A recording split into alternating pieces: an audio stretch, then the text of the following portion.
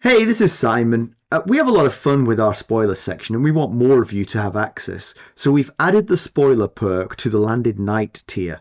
Follow the link to buy me a coffee in the show notes and sign up to hear the future. Thanks.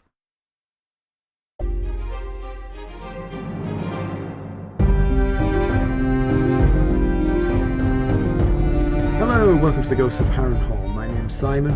And I'm Mackelly. Thank you for joining us for episode 309 of our chapter-by-chapter book review of A Song of Ice and Fire by George Martin. Today we'll be discussing chapter 37 of A Dance with Dragons, which is The Prince of Winterfell. And as always, we're going to chat about the chapter and try not to spoil any future plot points for you. Unless, of course, you have a Buy Me a Coffee Sustainer tier that includes spoilers, well, then we are going to spoil things for you. Regardless, hopefully we'll provide you some entertainment along the way.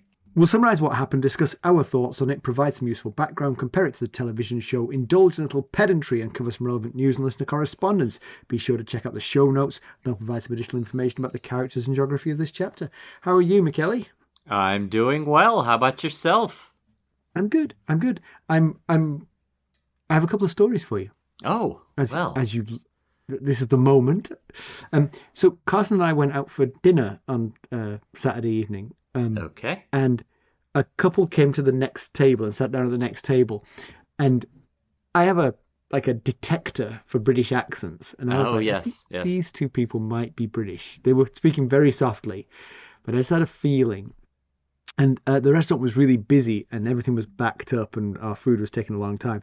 So Carson sent me to the bar to get 2 samples of beer for her. She likes to sample things before she chooses. Okay. But I'd already discussed with her whether these people were British. And when I came back, I sat down and the guy said, "Oh, did I detect an Oldham accent?" Oh, and I was wow. Wow. I mean, I wasn't even sure he was British and he'd got my hometown. Yeah. I was like, good God. And I said, Impressive. Did I say Oldham? I mean, I know for a fact I'd been talking about Oldham Athletic a few moments earlier, so maybe you just heard it. Right, yeah. But he said, no, just your accent gave you away. I could tell. I was like, really? Because I feel like, yeah. And then Carson laughed and said, no, I told them while you were at the bar. Oh, that was well played by everyone else. I know. That's just not right. So they were British, right? They were British. Okay. Their names were Simon. Wow. How about that? Yeah, and Judith, and they were very nice. They were celebrating their 35th wedding anniversary, and they lived here, and it was nice to meet them. Yeah. I promised to give them a shout out. Okay, so I love that. Is that an Oldham accent I'm detecting there? I was flabbergasted. Uh-huh. My other story was I've been very busy at work, and I had a training this morning, and the training this morning was the culmination of a 6-week course, which I started on Monday. So today is Wednesday for our listeners. It is Wednesday, so yes, I had to cram quite a lot of material into 2 nights. Yeah, you did. I've been working incredibly late to try and get all this done. I was cramming this stuff in. But last night, Lucas was annoying me, and I was one of the parts of the training was to sort of like write goals, both professional and personal. And so I promise this has literally coincided. I was writing a goal which said, be the father that Lucas needs, not the father you want to be. Okay. Whilst yelling at the child. Just laying into him. I'm writing all these nice words. Well, maybe at the moment that was the father that Lucas needed. I think it was the father I wanted to be. I have a feeling. So yes, when you take the training as fast as I did, it doesn't take immediately. I guess. Let it settle. Yeah. Just like a high school kid would do. Try and cram a 6-week course into 2 days. When I discovered it, I couldn't believe it. I was like, what? I got to do what? It's to when? The real kicker of it, and I will say, the trainer has been very nice, and I like her. But she sent an email out 1 week ago to say, hey, don't forget, you're supposed to have done that course before the training next Wednesday. And she didn't say what course it was or provide a link to it. And I was like, are you setting me up to fail here? I mean, like... Did she check in at like the halfway point too, or just 1 week out? Like, hey, don't forget to be working on that course. Don't put me on the spot, Mackelly. I have no idea. Okay. I've not been paying enough attention. You know what? Yeah, that makes sense. I don't know why I bothered asking that question. Well, anyway, we've got a lot to get through, so let's get down to business. How did we Yes. leave Theon Greyjoy? Because it's Theon is our POV character here. Last we saw of Theon, he was being taken from Ramsay's side by Roose Bolton. The Lord of the Dreadfort needed him for something. He was taken to Lady Barbrey Dustin, who assumed that the babbling idiot had gone mad. Theon, not Roose, to be clear. Good clarification. Yes. Mm-hmm. Bolton confirmed that it might very well be true, but it didn't really matter. He'll serve his purpose. Mm-hmm. Okay. Mackelly, why don't we give the summary of this one? All right. Let's find out what that purpose is. Yeah. In Winterfell, Jeyne Poole prepares for her wedding to Ramsay Bolton. She's dressed formally in Stark colors, but Theon worries that she won't be warm enough. She locks her brown eyes with his and promises that she'll be a better wife than the real Arya. Reek knows that kind of careless talk will get you killed or worse. He assures her that she is Arya Stark and reminds her that she was called Arya Underfoot and Arya Horseface.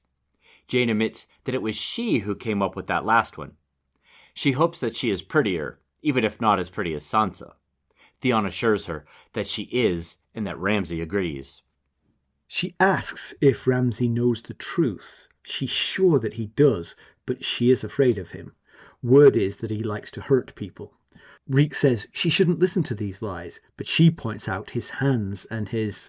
Theon interrupts that it was his fault that these things happened to him, that she mustn't anger Ramsay. She clutches at Theon. She used to watch him in the yard, so handsome. They could run away together. He wrenches away. Just be Arya. Wipe away those tears from those brown eyes. She steels herself and tries to smile. His role is to give the bride away. He's the nearest she has to a brother. Theon understands. If he will vouch for her being Arya, any lord who has a pang of doubt would know better than to voice it. None had known her as well as he had. He had been promised his father's seat in return for his part in this deception, but he doesn't believe it for 1 minute. Theon is cheering for Stannis to kill them all, including himself. The godswood is warmer, the steam rising off the hot pools. Theon is taken for a moment by the scene. He is a Stark at last.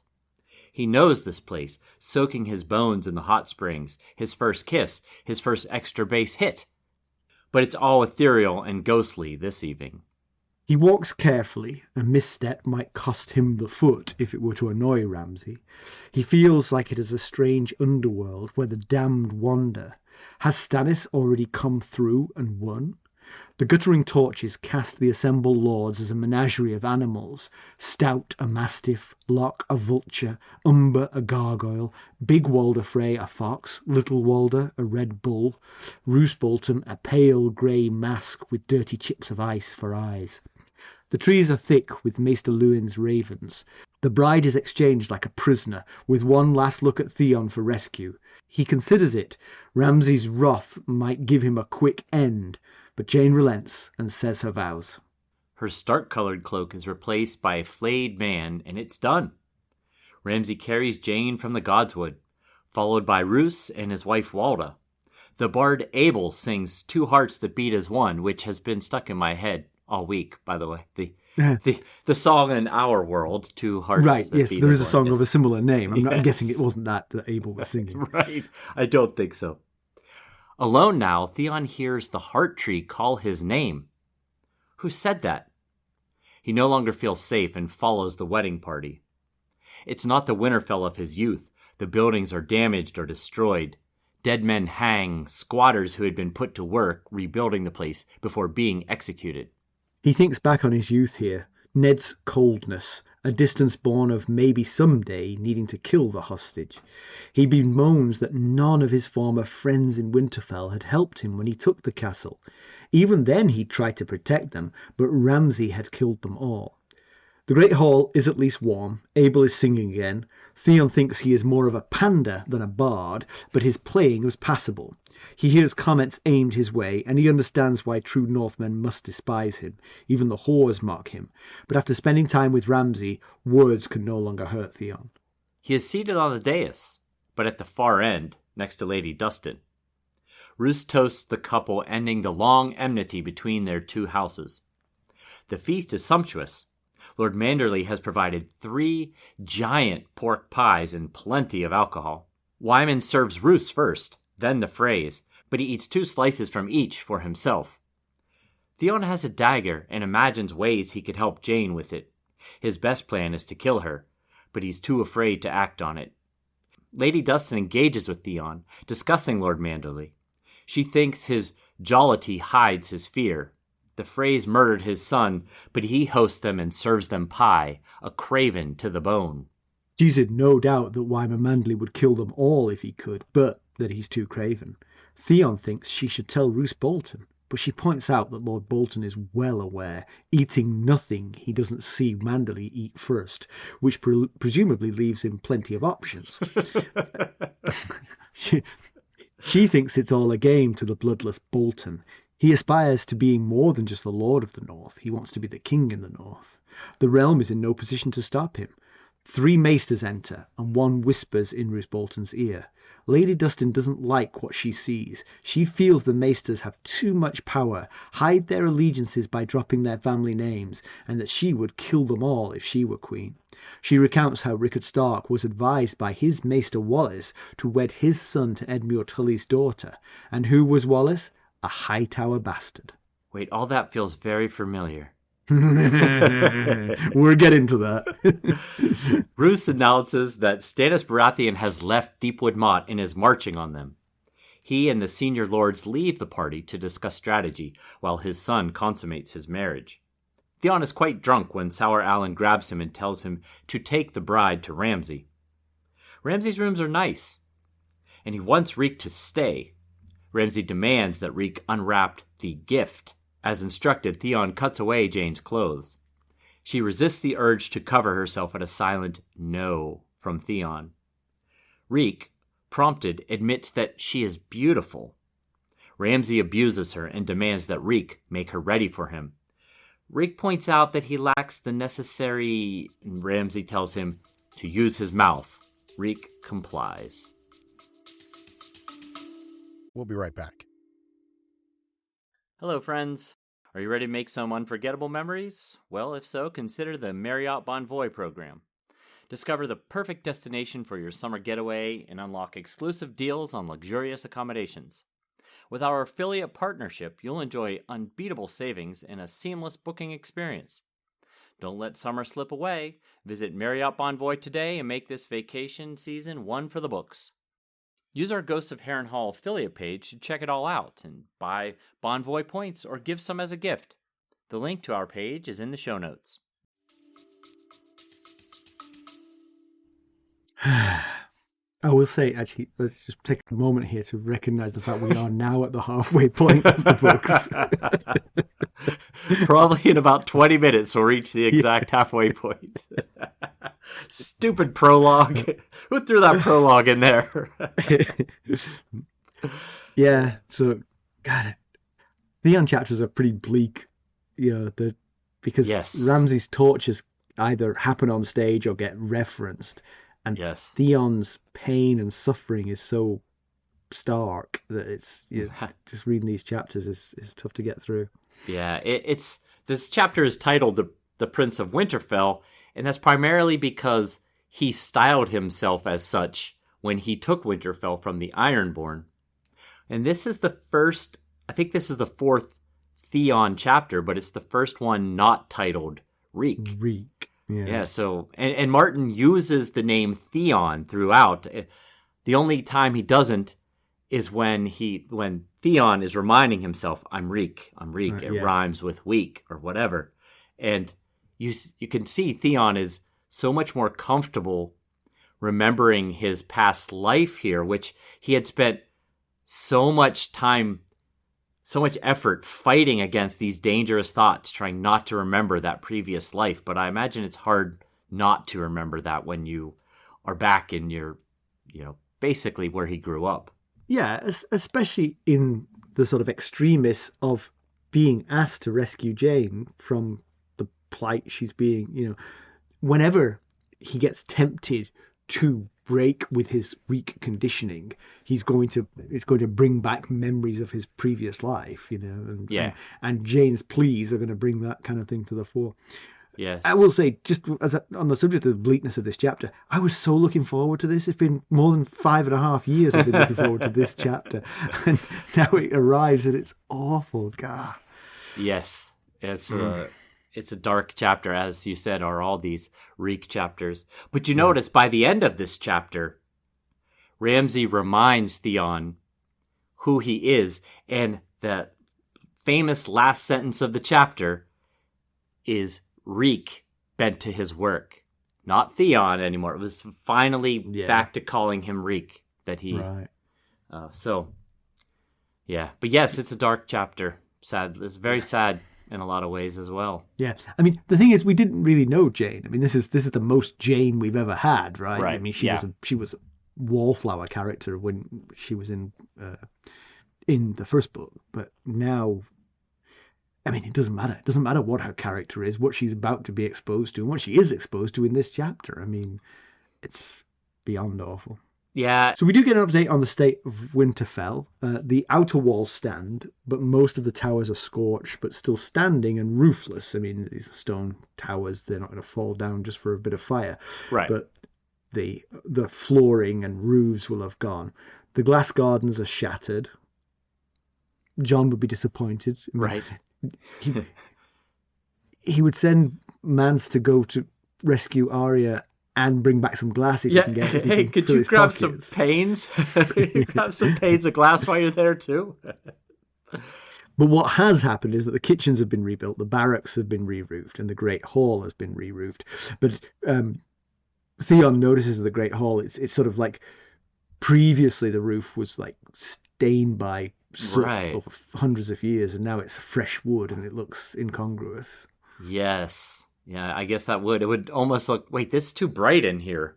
Why is there all this light reflecting off the ceiling and stuff? Yeah. It's interesting, though, that the roof lasted that long, because, I mean, you get the feeling that it wouldn't take much. I mean, there would be a lot of open fire in these kinds of buildings, and you'd think that it would be fairly regular that the building would be lit on fire by the mistake. Roof. Yeah. Whoops, we burned the roof again. Right. Get that roofer we have on retainer. So Theon is very smart to warn her about maintaining the deception 24/7. She's literally talking as if she's Jeyne Poole to Theon, which is fine to Theon. You can get away with that. But he's like, no, you're Arya. You're Arya. But of course, even when he says that, she still says, but am I prettier than Arya, kind of thing as well. Well, not really relevant because you are Arya, but yeah. The consequences are bad. I mean, the thing is, she has a legitimate question, though, that she would like to know if Ramsay is aware, because that would change perhaps the way she behaves. If Ramsay is not aware, then I would stitch my lips closed and never speak another word so as not to give it away. Yeah. But if Ramsay's aware, then maybe you can be a little bit more blasé with it. Maybe, unless he wants, he kills people literally for calling him Snow instead of Bolton. So, maybe he doesn't even want to be reminded that he's not married to the true Arya Stark. This is all Nevertheless, I get why she's asking, even if Theon is right. It doesn't matter what the answer to that question is. You never talk about this. You keep it to yourself. Yes, and Theon thinks about her pretty white teeth and that they won't be so for long if she angers Ramsay. And it just goes back to what you were saying a little bit ago, that this whole thing is sad and awful regardless. But it hit a little extra hard because we were there when she and Sansa daydreamed of their husbands and their weddings when she went south to King's Landing with the Starks. And remember, she was in love with Beric Dondarrion during the Hands tourney. Right, and fast forward toward to the end of the existing books here, they have both faced such awful marriage situations. Obviously, Sansa had Joffrey, which was horrible, and then she was forced to wed Tyrion, which we've discussed. Tyrion could have been a good husband. They could have been a good match under the right circumstances. But, now we've got Jeyne marrying Ramsay, and Joffrey and Ramsay, they might be running neck and neck for worst options for spouses right there with Gregor Clegane, running along beside them. So, yeah, it's just sad. The reality versus their daydreams. Yeah. It stood out to me that when he enters the godswood and he's now accompanying her to her wedding, that he's dressed in his family colours. They've attired him to look like a kraken, right? And he's accompanying Stark, Cuckoo Stark, in Stark colours. Right. That Theon feels like a Stark at last, and it's kind of interesting that that's how he thinks, because kind of feels like it's revealing a sort of a deep-seated need that he always had to be accepted as a Stark. I think so. That he never achieved. I think he grew, how old was he when he left Pike? It was like around 9 or so, something like that. Yeah, he was discussing pretty young. This yesterday. Yeah. So he's lived basically his whole existing life in the Stark world, and with the Stark family, and always being slightly outside, even though it seems like Robb was really accepting of him.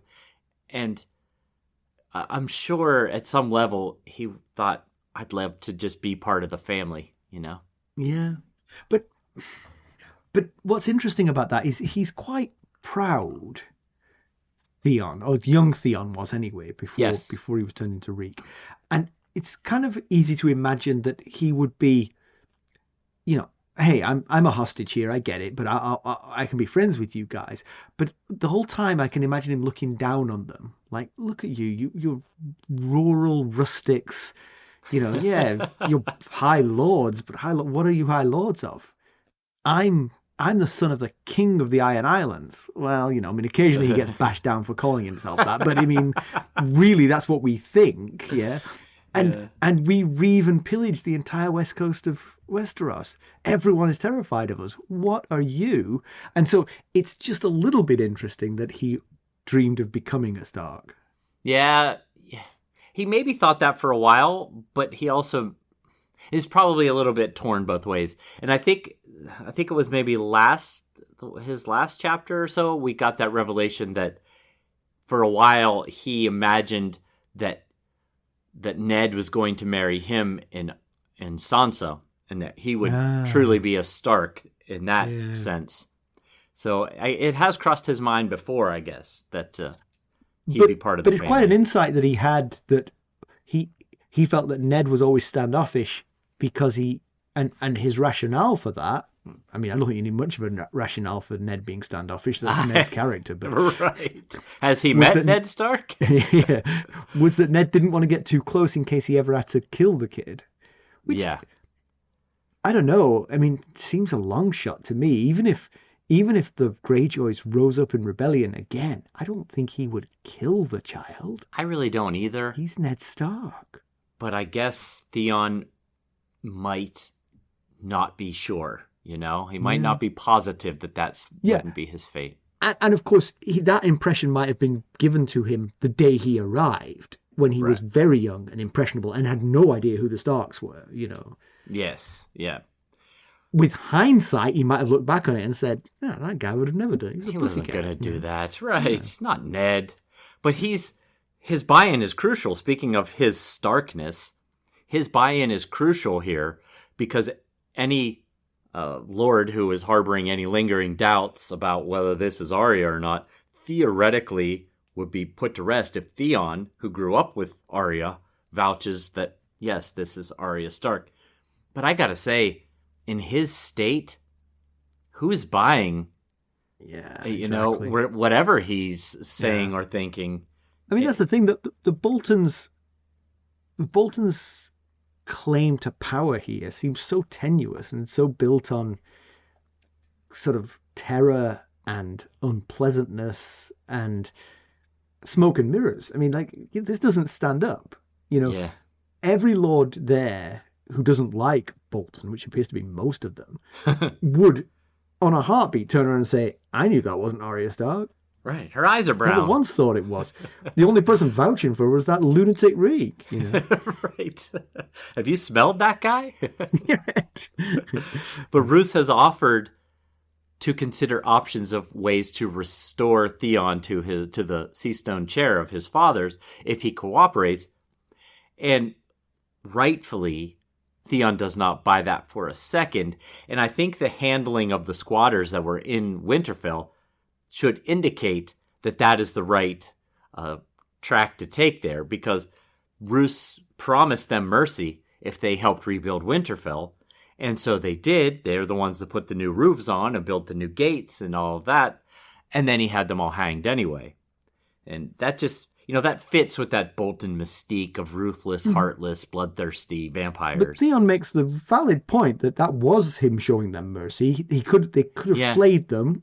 Yes, So. yes, that was the mercy, I guess. And then he left their bodies hanging like wedding decor, which doesn't seem like an accident. It felt like it was a message to the other lords, which might have been, we ain't Starks, we're Boltons. No, I guess not.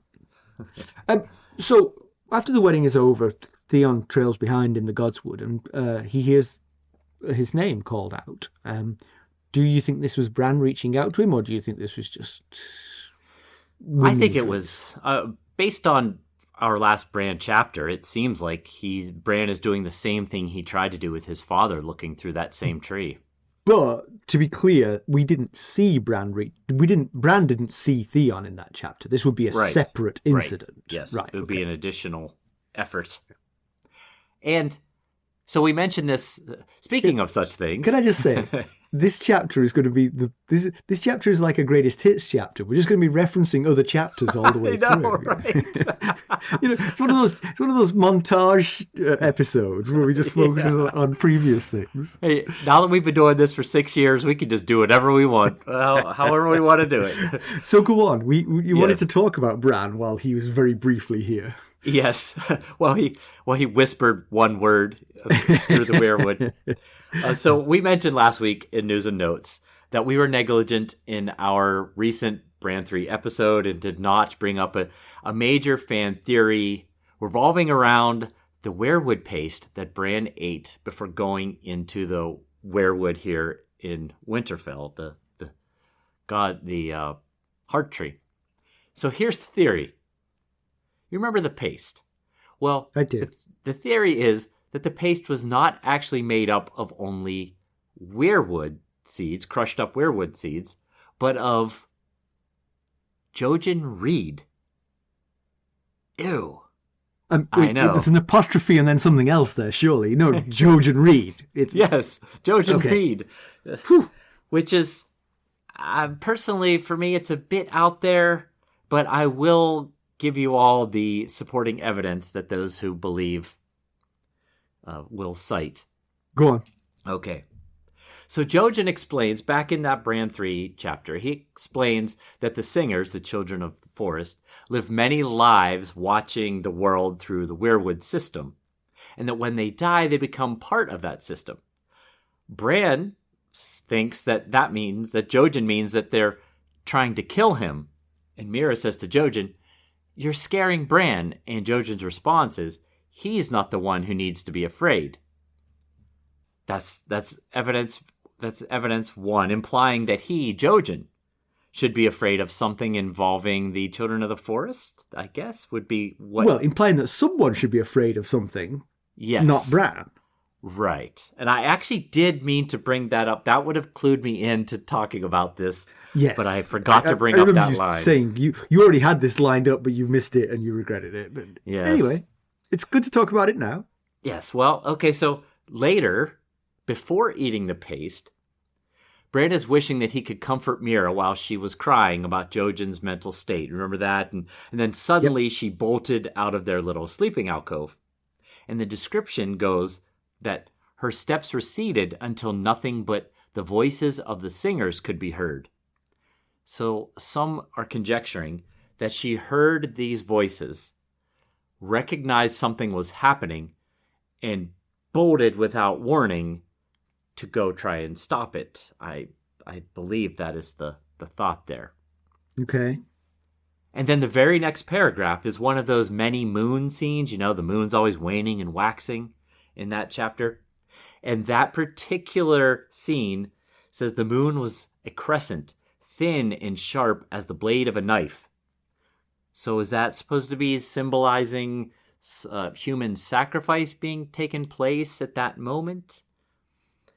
We had discussed in that episode about the man killed at the end of the chapter as possibly a human sacrifice to the old gods. And then there's that whole conversation that Davos had with Sir Bartimaeus at the Wolf's Den about, you know, the slaves that put the slavers' entrails through the weirwood tree. Yeah. So then you come back from the moon scene, and he's given the weirwood paste, which is white and thick and with dark red veins. And his thought is, the description is that something about the paste made Bran feel ill, but he figured the red veining was only sap. Then he returns to the sleeping alcove after seeing the scenes with his father, and Jojen and Mira are not there. And so at no point in the chapter after eating the paste do we see Jojen. Right.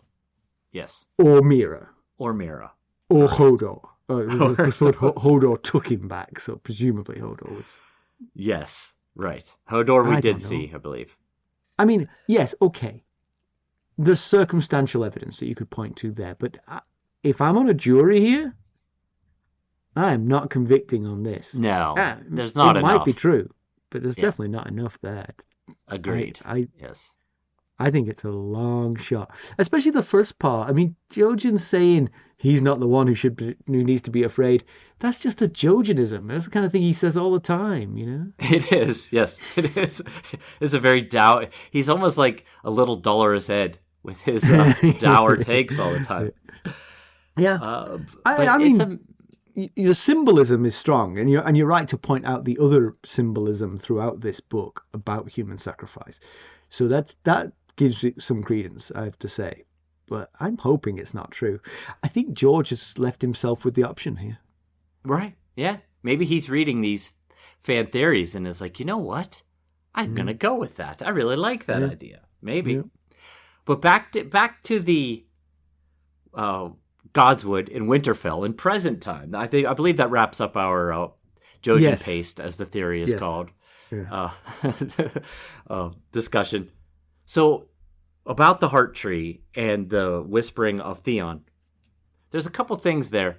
First of all, there's a murder of ravens in the heart tree, and one quirks during the wedding prayer, and Theon thinks that the ravens are Lewins, and they probably are. But could they be a murder from the children of the forest's cavern, and Bran be inside one of them? Oh, yeah, interesting. Yes, that's a reasonable point. I will say it's a murder of crows. It's an unkindness of ravens. Oh, yes. Right. So it would be an unkindness, not a murder. Thank you for just FYI. Clarifying that. Yes, so he isn't necessarily looking through the heart tree. He could be, but that's a long way for the raven to have flown, right? It is, yeah. It's a long day. I'm sure they put in a long day. What I think could, because I don't think the Theon that he hears would be coming from that crow. So, if that were true, if Bran were in one of the ravens during the wedding ceremony. Now you're calling it a crow, so you can justify your murder. That's right. You caught me. If he would have had to have hopped out of the raven and into the weirwood to utter the Theon, I would think. Possibly. I don't know. We don't know. Yeah. But is that similar to what Ned heard? Or is Bran making progress with being able to reach the outside world through the weirwood tree? We were in Bran's POV, so we are not sure exactly what Ned's experience was on the other side. It might have been the same thing that Theon experienced. And of course, this time, this could have been happening at this. It could have been at present vision from Bran, whereas the Ned one was True. clearly interfering with the past. So Yes. presumably it is easier to make noise in Maybe. the present than it is in the past. It might be. Yeah. I can see the distinction there. We'll be right back. This episode is sponsored by Audible. To get a free audiobook, or 2 if you're an Amazon Prime member, go to our exclusive URL, audibletrial.com/ghostsharrenhal. You can find the link in our show notes. While he's in the Godwood, Theon does have a moment of sort of inner revelation that he brought all this on himself. His taking Winterfell and naming himself prince was the catalyst for all his woes, and he's right about that for sure. Absolutely. And his later consideration that none of his friends, as he thinks of them from Winterfell, helped him, even though he was trying to protect them, is an astonishing failure of self-reflection, I think. Because yes, he was protecting them at that moment from something even worse than him, but what he'd done since he'd taken over was unconscionable. You know? Yes, he betrayed his best friend in Robb Stark, disobeyed his own father, who said, just harry the stony shore. That's all I want you to do. Then Winterfell is ruined because of the treachery of Ramsay Bolton, but only because Theon let it happen, because he took the castle in the first place. Many innocents were killed. He's been destroyed and mutilated as a person, both mentally and physically, and all stemming from that decision. Yeah, it is his own part of it, but he's still, I think there's more self-flagellation required before he gets to the bottom of it all, because he is not taking the blame for all of the aspects of it that he should. Right. None of it would happen at all if he hadn't have taken the castle. Yeah. So when Abel sings, Theon thinks that he's more of a pander than a bard. And that's an interesting word to me because I understand what that word means as a verb, but he's using it as a noun, and that I did not know. And to be clear, my accent lets you down here for this distinction because the word pander in this book comes out of my mouth very similar to a black and white bear from China. Yes, that's true. Pander. I'll say it with my plain American accent. Pander is the word you're saying. But this word is an archaic word for a pimp, because Abel arrives with 6 women who he says to her daughters, to her wives, sisters, 2 her daughters, 2 her sisters. One is a wife and one is a mother. Right. Yeah. But Theon's calling him a pander, i.e. a pimp, and that by implication these ladies are for sale.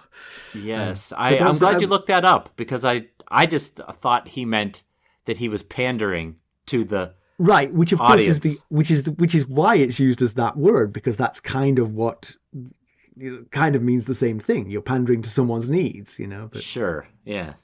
Or getting someone else to pander to their needs on your behalf. I was thinking those needs were singing, so I was way off in that part. So we don't know this for a fact, but we're going to speculate that Abel might well be Mance. Right. He arrived. We know that Mance can play and sing, right. And he arrived with the same number of women that he asked for to be accompany him on his mission to rescue Arya. Right. So there's a really good chance that this is Mance Rayder amongst them. Yeah. And he hasn't done anything yet other than sing. Yeah, right. I guess he rode all the way to Winterfell, never coming across Arya, the girl he thought was going to be Arya. Now he's found her. Right, yeah. He got here, and here she is. I feel like if it's Mance and he's waiting for tomorrow to rescue Arya, Jon Snow might be a little bit peeved at him when he arrives. Like, could you not have rescued her before her wedding night? Yeah, right. I guess he has to wait for the right opportunity that has not presented itself yet. Yeah, I suppose so. Yeah, I mean, it's not an easy thing to whisk the bride away from a wedding when she's under duress and everybody there is intent on keeping her there. Yeah, and watching her Everyone's eyes are on her right now. Yeah. So Wyman Manderly, we know he likes to eat, but apparently he also really likes to share his food. It's very kind of him, yeah. Yes. And he's had made, I doubt he did it himself, these huge, as big as wagon wheel pork pies, basically, that he is sharing with everybody. He first shares with Roose, and then his wife Walda Frey, and then he shares with Hostine Frey and Aenys Frey. He serves them personally with his own hands. And there's a theory in the... we've discussed this theory, I believe. Was that in spoilers? We started it in spoilers, but yes, I think it's reasonable spoilers. to bring it up now. There are 3 Freys who went missing on the road. Yes, right? Rhaegar, Jared, and Simon. Thank you. And there are 3 pies. There's 3 pies just big enough to fit a Frey in them. Right. And you notice he's delighted to share it with everybody. With especially the Freys. He wants to make sure those Freys especially eat these pies. To the point where Barbrey Dustin even mentions that he's sharing, he's serving the Freys. Yes. Despite the fact they killed his son, so... Yeah. I will say, if the theory is true, that he's baked up these Freys into the pie, he's really throwing himself into the role, because he's eating the pies. He ate the most of these pies, All right. Yes, two helpings from of each pie. 6 slices of pork pie. That's awfully gross. How gladly he ate humans, even if they did kill were the part of the family that killed his son. I guess you gotta, we know that Bolton was watching him to see if he was eating. Bolton wouldn't eat anything until, so he had to do it, I guess. But I will say it got a little bit worrying when he got quite drunk and then called for the Rat Cook song, which, and you've mentioned the Rat Cook song, tells the story of a father being served his son in a pie. Yes, so the Rat Cook was a Night's Watch cook, and he served an Andal king a pie containing the king's son. And then the gods became angry, not because the Rat Cook killed a man or killed a boy and fed the boy to his father, but because he broke guest right, killing the prince under his roof. And so he was transformed into a giant rat, doomed to eat nothing but his own young. And the song is used to make a point about the repercussions of those who violate guest right. Are you listening, Frey family? So so that's the thing. It's if the pies are what we think they might be, it's got a double meaning, this song, because it's both literally what's going on here and also a reminder of their original treachery.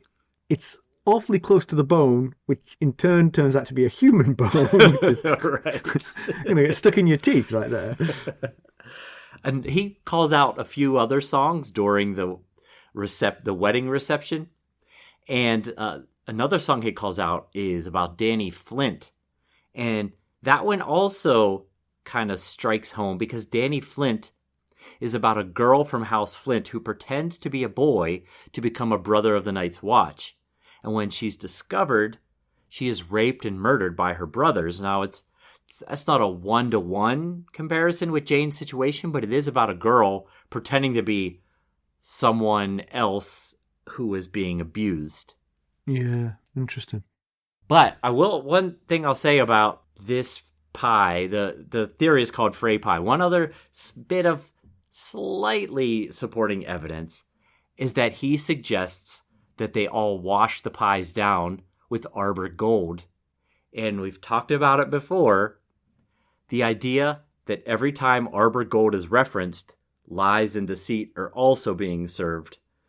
And we talked about it. I went back and looked. We talked about it in that Tyrion 6 A Dance with Dragons episode, where Aegon claimed that Varys bought a replacement baby from a man for arbor gold. And we talked about how, there's several scenes, like when Littlefinger is meeting with the Lord's Declarant, and he tells Sansa about feeding Nestor Royce lies and arbor gold. And Tyrion and Sansa drink arbor gold on their wedding night when they're faking their bedding.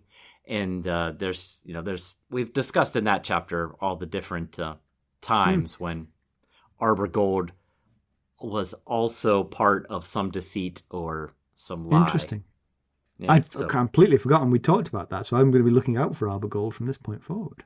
Yeah, I've been following it along, and it's not every time, but there's a lot of times. Like Cersei and Taena, they stay up late one night drinking Arbor Gold and telling tales, and we know that was one of the most duplicitous friendships in this story. So we've always questioned Taena's motives in that friendship. So that might be another supporting evidence of the Frey pie theory. Yeah.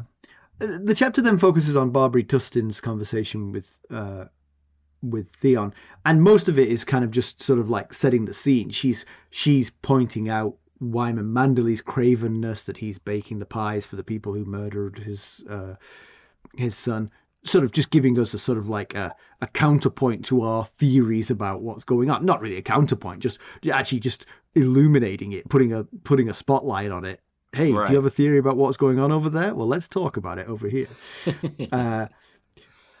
She also thinks, and she also shares with Theon, that she thinks that Roose Bolton...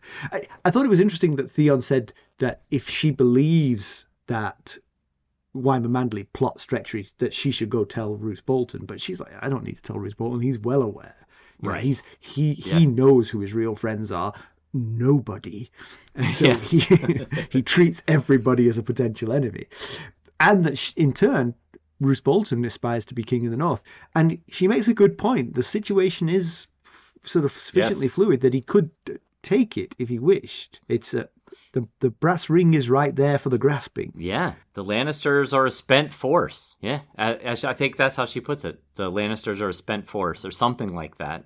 And it's true. Tywin's dead. Joffrey's dead. Jaime's maimed. Tyrion's missing. Tommen is just a little boy, and there's only Cersei left. And little does she know how much worse things will get in that situation as a Feast for Crows goes along side by side here with the Dance with Dragons. Right, yeah.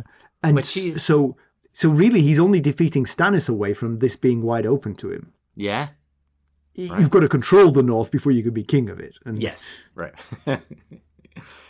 But she calls Wyman craven to the bone because of how he's so over the top kind and friendly, and he's even betrothed one of his granddaughters to a Frey, and it is exactly what Wyman told Davos he's intentionally projecting, being that he's fat, that people think he's craven, and it's all calculated game, and really he plans to champion that other son of Ned's and Cat's, Rickon, that's it, as Lord of Winterfell / King of the North, wherever we are in that situation.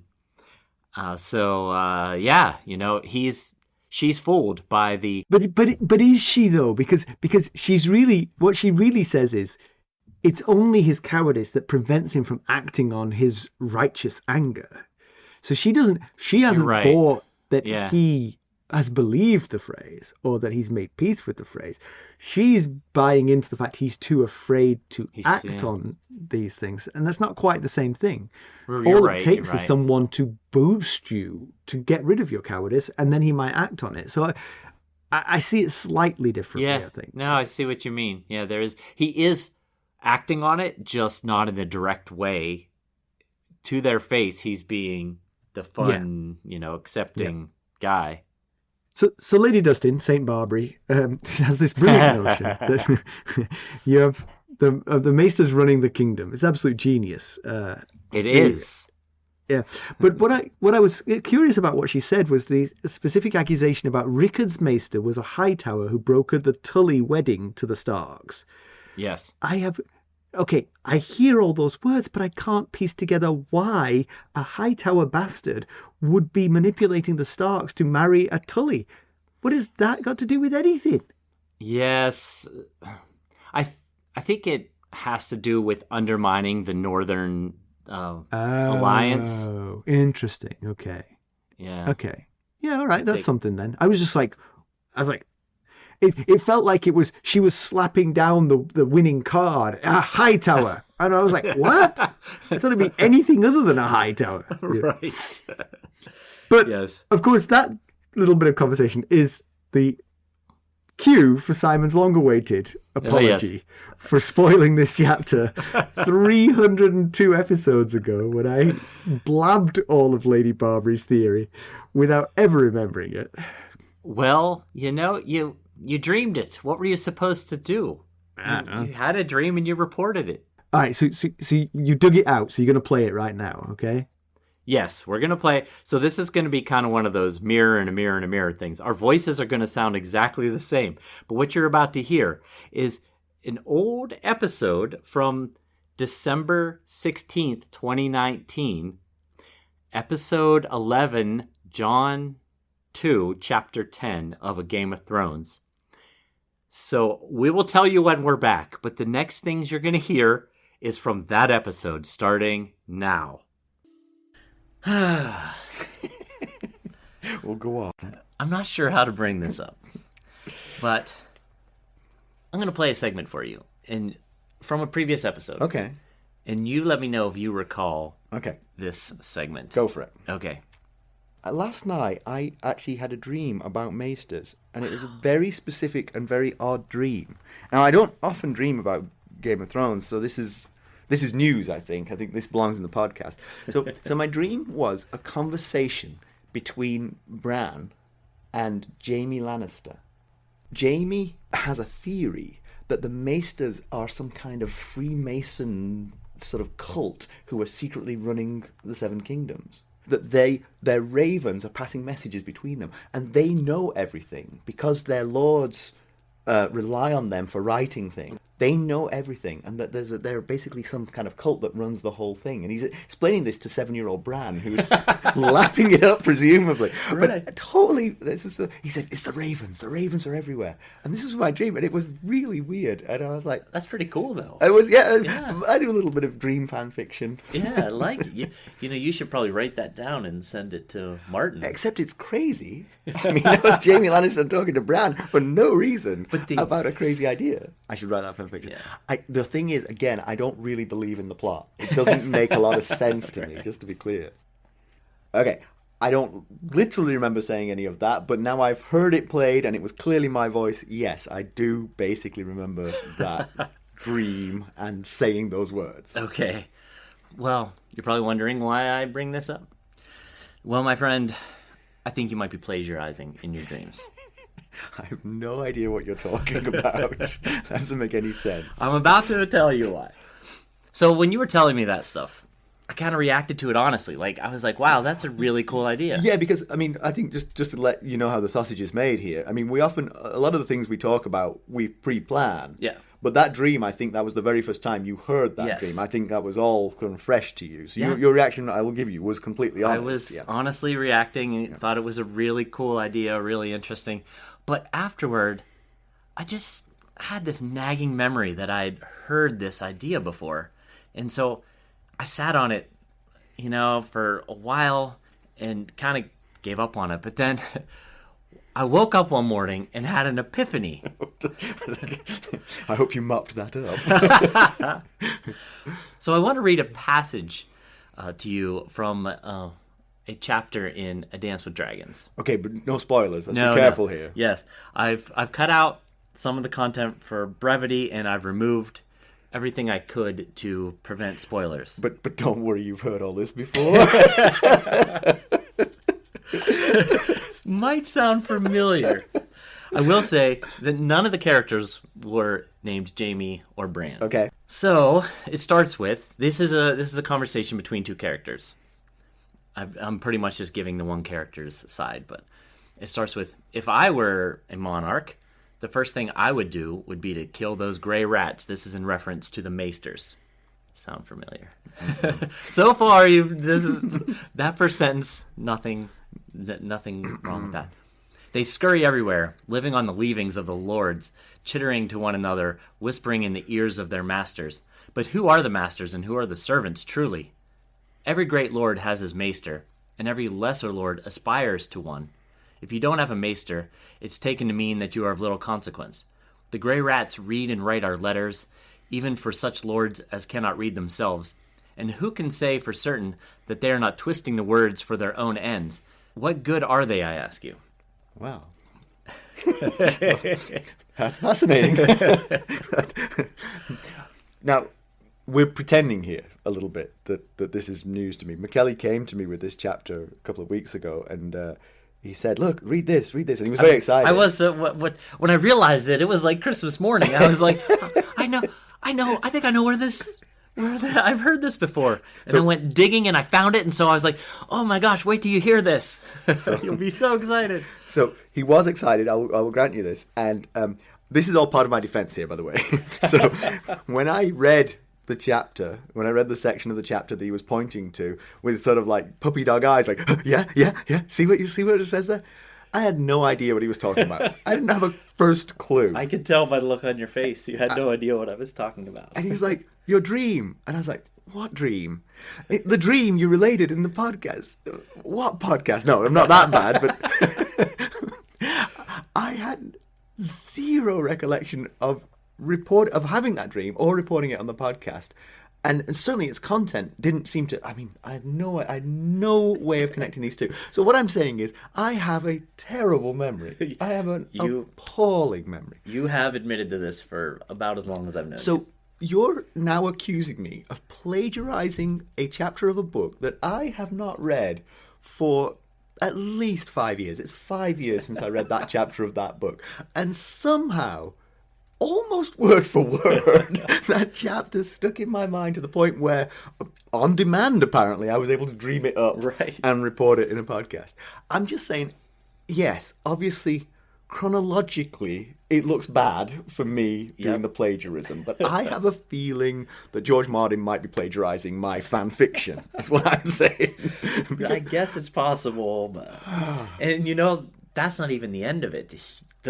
The character goes on to talk about how the maesters only use their first name, so you can't determine what their allegiances are, and really paints a picture of, like you said, like a Freemason society that is secretly running the Seven Kingdoms and controlling everything.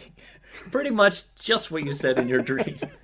but this, so we actually, what happened was, we talked about this a little bit after I read the chapter, and you didn't play the podcast back to me. You just reminded me of the dream. And I was like, oh yeah, now I remember. It does sound a little bit like that dream I had.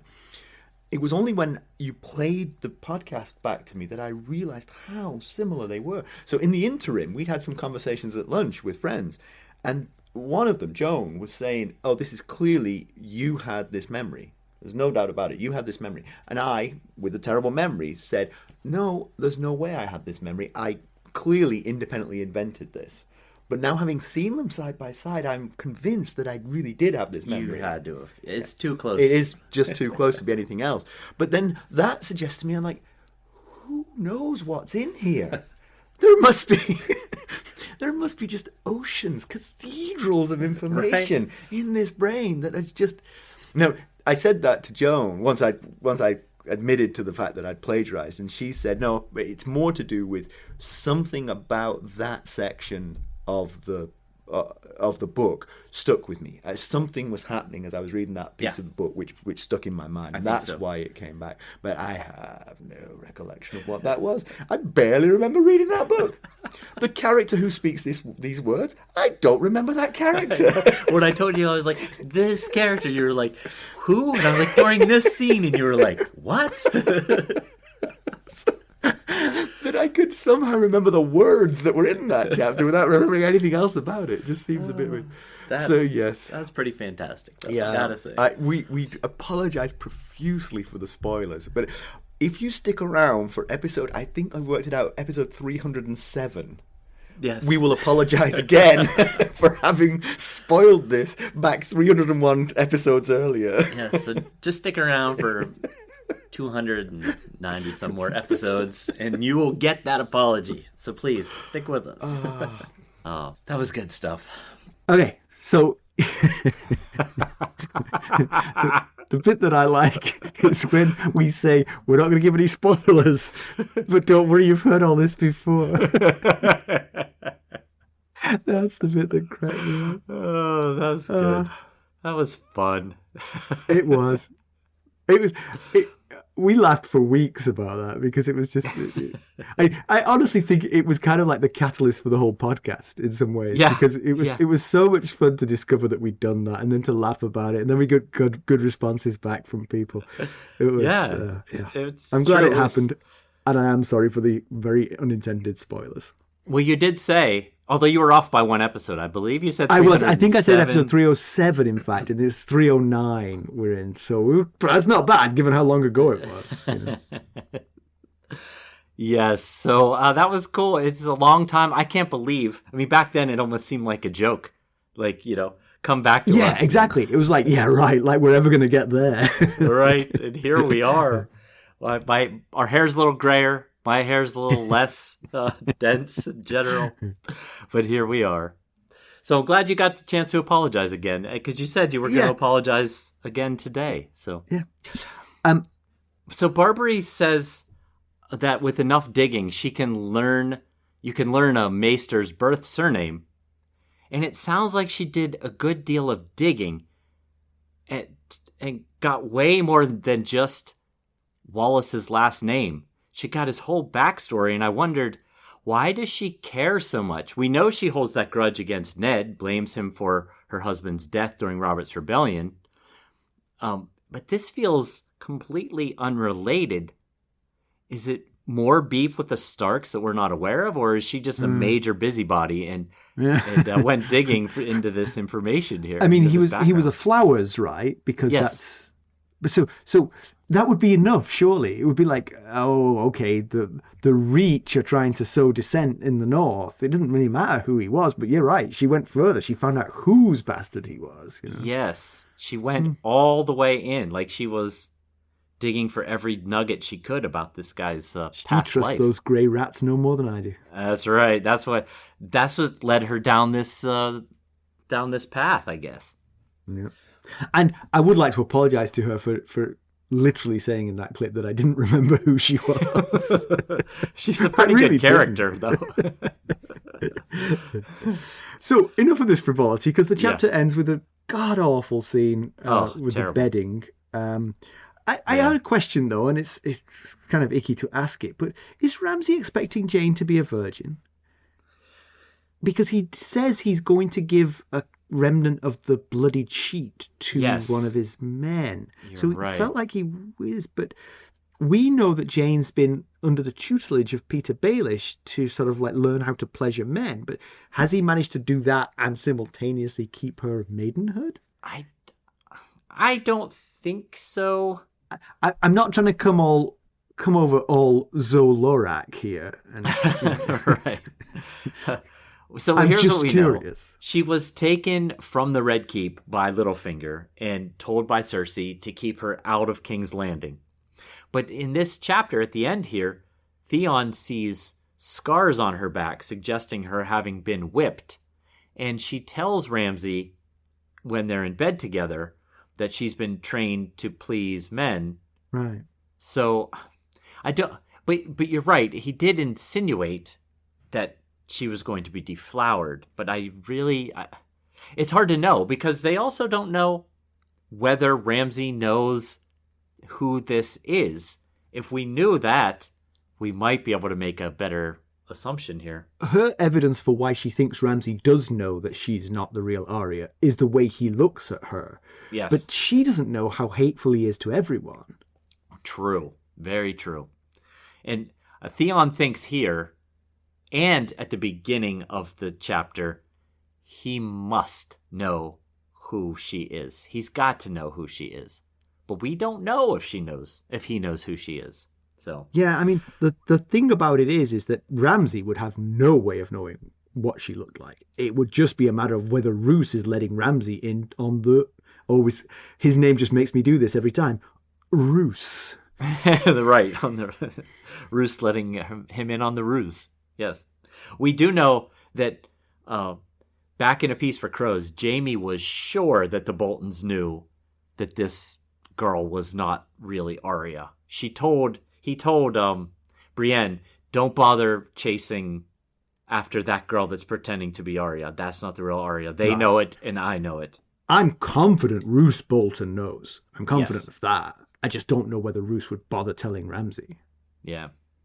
But in fact, in many ways, he would be smart to not tell Ramsay, because if Ramsay believes she's the true Arya, that might curb some of his worst impulses. Very true. Yes, very true. And the betting scene, the whole scene is just awful. It was very Joffrey-like in the loving to humiliate both of them here, Jeyne and Theon. I don't think Joffrey would have actually partaken in the sex act, like Ramsay finally does here. But I think there is that love of humiliation. And you notice there's a quick description that the floors of the chamber are covered in wolf skins, because he's been killing wolves and training his dogs to kill wolves. And throughout the chapter, which may indicate he doesn't know that she is not the real Arya. Maybe he's trying to intimidate her. Look at all these wolf skins, these dead wolves. Right. You were mine. But throughout this chapter, every time Theon thinks she's got to remember that she's Arya, he thinks to himself, Jeyne, it rhymes with pain. His always changes, meek, peak, weak. Yeah. Hers was always pain, which is not a good foreshadowing. It's a decent foreshadowing, I'm pretty sure. Yeah. There's also multiple references in this chapter to the as yet unconfirmed rumor that Theon has lost his manhood, right? We still don't know that for a fact, but there's at least twice in this chapter it comes up that he no longer has his yes. There's tools. A moment where Ramsay asks Theon if he is physically being aroused by Jeyne, but he could be asking him that, but it feels like he is just taunting and mocking Theon there. But it's never been explicitly stated, so it is still uncertain. Yeah. All right, excellent. I think it's time for some spoilers. Join us at the upper tiers of the Buy Me a Coffee Sustainer levels, and you can get on the spoilers. All right, that's good spoilers. How about some background? Okay, well, there was not much to go on for background in this chapter. There were a few minor houses that are referenced, but not much additional information is available besides what is provided in the chapter. So let's look at the Maester conspiracy that Barbrey and Simon have proposed. There are a few Maesters that we know of that are from great houses. For instance, Maester Theomore, the White Harbor Maester, is a Lannister by birth, and Wyman has said, I don't trust the guy because he's a Lannister by birth. Then we've got Leo Tyrell from the Feast for Crows prologue, who's a novice at the Citadel. Again, nobody trusts that guy either. But it's not just because he's a Tyrell, it's because he seems to be a real jerk. There's even a Frey at the Citadel. Robert Frey, son of Raymond, is an acolyte. So, and then now we get to Maester Wallace. The former Maester to the Starks in Winterfell, and Barbrey tells us that he was originally Wallace Flowers.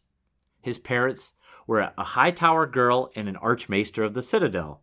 So, might we once again step back in time to the Feast for Crows prologue with poor Pate, and he stole that master key from ancient Archmaester Walgrave's lockbox, and then he sold it to the alchemist for a gold coin, which did not end up well for Pate. Although we did see Pate at the end of A Feast for Crows, so maybe it didn't turn out as badly as we thought. Anyway, off topic. Also in that lockbox where he got the key from, he found a lock of yellow hair. Now, keeping a lock of hair is something you might do for a child. And Hightowers are often known to have gold or silver hair, so many people believe that Walgrave is the Archmaester who fathered Maester Wallace. And just to add a little more credence, the similarity of their names, Wallace and Walgrave. So, maybe it all comes full circle there. Yes, perhaps so. Thank you. That's good background. Compared with the television show, I'm not sure how safe it is to say this. I've kind of avoided it for a long time, but Jeyne is replaced with Sansa in the TV show. Sansa, who's forced to marry Ramsay. Theon's role is pretty much kept. He's to give her away. Less need to pretend to legitimize her because she really was Sansa. Right. There's no Abel. There's no Barbrey Dustin. There's no rock-solid concerns about the motivation of the maesters. There should have been. What a missed opportunity. Yeah, but yes, there's still the sort of horror of a poor young girl being forced to marry Ramsay, which is not great. Right. Pedantry Corner, I've got a tiny little one. When Theon enters the godswood with Jeyne, he says it's strange to say that it was warmer in the godswood, but wouldn't it usually be warmer in the godswood because they have the warm springs? Yes. Feels like it would always be warm in the godswood, essentially. I see what you mean. Yeah. Especially since Winterfell is broken and remember, there was a lot of like hot water running through the walls and stuff. Right, all of that, yeah. So Winterfell would be colder and bleaker than normal, but the godswood was self-warming, so yes. It seemed a strange thing to say. But maybe that's it. Maybe that's the point. It's Winterfell is strange now. It used to always be warm, but now it's strange because the godswood is noticeably warmer. Yes, it used to balance out because of the warmth in the walls. Yeah, that could be what he meant. Right. You should have been more specific then. All right, news and notes. Well, we had a great time last night on our Sustainer call, which also fell on our 6-year show anniversary. So, it was great. That was fun. We had a really nice time. I learned something on that call, which is that I feel terrible pointing the finger at you because you do all the work around here, but you did mess up the last episode. Right? My attempt to make this a solo show backfired. The audience has spoken. They want at least you, if not both of us. So those who didn't get it early, you posted the last episode with only your audio track. Yes, I did. Oh, I sure did. And I would have normally caught it because I usually post everything on Sundays for Monday's early release episodes for our Sustainers. And then on Monday, I add chapter markers for our general episode that goes out on Tuesday. But I was busy at work on Monday and forgot to add chapter markers. So one, chapter markers were going to be missing. So that was going to be a problem to begin with. But two, because you didn't listen to it for the chapter markers, you didn't notice the absence of Simon from the... Yes, I could have... Had I just done what I would normally do, I could have resolved the whole thing ahead of time. So I apologize to everyone. You fixed it. It's fine. I did. It's kind of funny. Yes, I hope so. And we have a review from the Ike from Apple Podcasts in the UK. Keep it up. I love the life updates and chit chat at the start of the pod. I'd like to get your thoughts on whether Bloodraven would have made a good king. Oh, wow. That might take more time to answer than we have right now. Tell you what we could do is we could put that on a Sustainer call. Could be an interesting little discussion point. Yes Join us, the Ike. We would like to have you. Thank you for the review. We appreciate it. And also go on Discord. Drop that question into Discord, and we everybody can discuss it there. Yeah. All right, let's conclude this one. So Theon is back to his old stomping grounds, where he's haunted by his past decisions. Yeah, and George Martin is back to calling him Theon, although at the end, Ramsay reminds him he is Reek. Mm-hmm. And will that end this whole Theon revival situation? Barbrey Dustin is full of ideas and opinions and does not mind spilling the tea with neighbours at the table who she already thinks are lunatics. So it's an interesting decision. Yes, and great minds think alike. That's right. That is true. Me and Lady Barbrey. That's right. And did Wyman Manderly knowingly eat 3 Freys? If I had to bet my mortgage, I would say yes, he did. He did. I would too. And did his men intentionally eat them as well? Somebody in the Manderly camp knows the truth. And did that party, did they also eat the Freys? You know what? I don't eat meat, so I probably would balk at the Frey pies myself. But right. I I kind of sometimes long for a meat pie. This is kind of if you put a piece of meat in front of me, I'm not very tempted. But the idea of a pie with sort of like rich gravy and would be tempting. I think I could get over it. If the first couple of bites were good, right. I think I could be into slice 6 before you know it. Well, but keeping the revulsion off my face for those first couple of bites might be tricky. Well, that reminds me of Bran eating the weirwood paste, because the first few bites, he could barely get it down. Point. And then it became like he was licking the bowl. So did Bran lap up Jojen? Oh, please.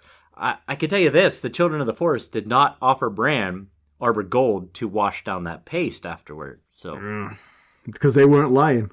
I guess so. Yeah, maybe that's the reason. If any of the Northern Lords harbour doubts about fake Arya, they are not speaking up, at least not yet.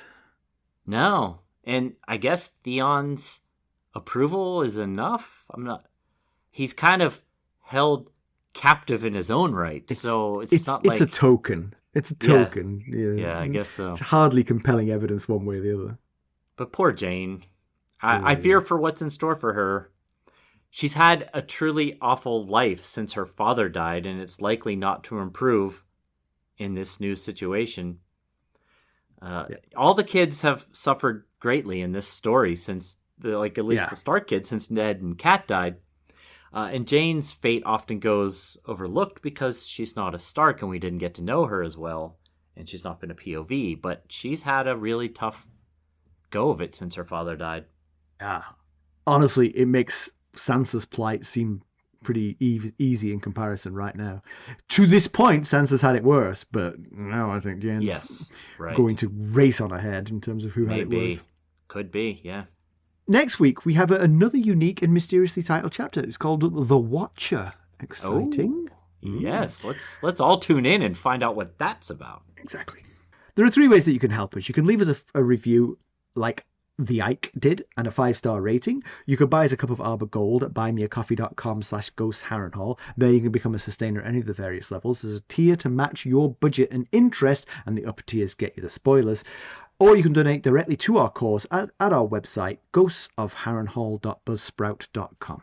And if you're looking for more ways to interact with us, well, one thing you can do is send us a text. The link is at the top of every episode's show notes. And I appreciate the text that mentioned that only my voice was available on this week's episode for a time there. But keep in mind, we do not have a means of responding to you. If you're interested in keeping up on the latest Ghosts of Harrenhal news and developments, well, you can check us out on our social media, where I posted that the episode will be fixed and was fixed. You can follow us on Twitter at Ghost Harrenhal. We're on Facebook, Instagram, Discord, and YouTube. Thank you so much for listening. Thanks. Bye. Bye.